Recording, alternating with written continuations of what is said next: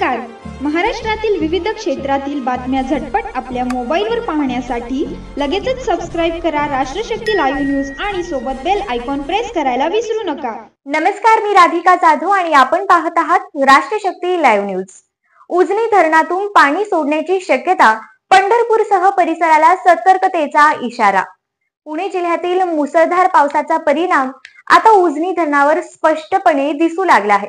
आज दिनांक 20 जून रोजी उजनी धरणाची पाणी पातळी सकाळी 62% होती आणि संध्याकाळपर्यंत ती 75% जाण्याची शक्यता वर्तवण्यात आली आहे. आणि म्हणूनच आज संध्याकाळनंतर उजनी धरणातून भीमा नदीत पाणी सोडण्यास सुरुवात होऊ शकते. हे पाऊल आषाढी सोहळ्यादरम्यान संभाव्य पूरस्थिती टाळण्यासाठी महत्त्वाचं ठरणार आहे.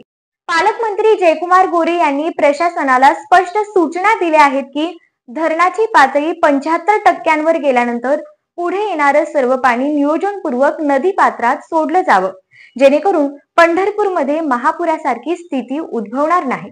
धरणात सध्या जवळपास 58,585 क्युसेक पाण्याचा विसर्ग सुरू आहे आणि हा आकडा 70,000 क्युसेक पर्यंत जाऊ शकतो. यंदा जून महिन्यातच उजनी धरण इतक्या जलद भरते ही घटना इतिहासात पहिल्यांदाच घडते. त्यामुळे प्रशासनाची डोळ्यांदेखत चाच पडणं शक्य नाही आणि ते होतही नाही.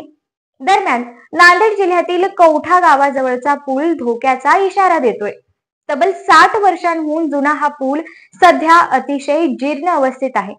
कठडे तुटलेत, रस्ता संकुचित झाला आहे आणि वाहने खाली पडून अनेक अपघात झालेत. या मार्गावरून भुईकोट किल्ला पाहण्यासाठी पर्यटकांची मोठी ये-जा असते. त्यामुळे पुलाची तातडीने दुरुस्ती व्हावी अशी जोरदार मागणी स्थानिक नागरिकांनी केली आहे. एकीकडे उजनी सारखी धरण आपल्याला सावध करतायत, तर दुसरीकडे जुने रस्ते पूल आपल्या सुरक्षिततेचा प्रश्न उपस्थित करतायत. म्हणूनच प्रशासन, जलसंपदा विभाग आणि सार्वजनिक बांधकाम खात्यांनी तातडीनं पावलं उचलणं गरजेचं आहे.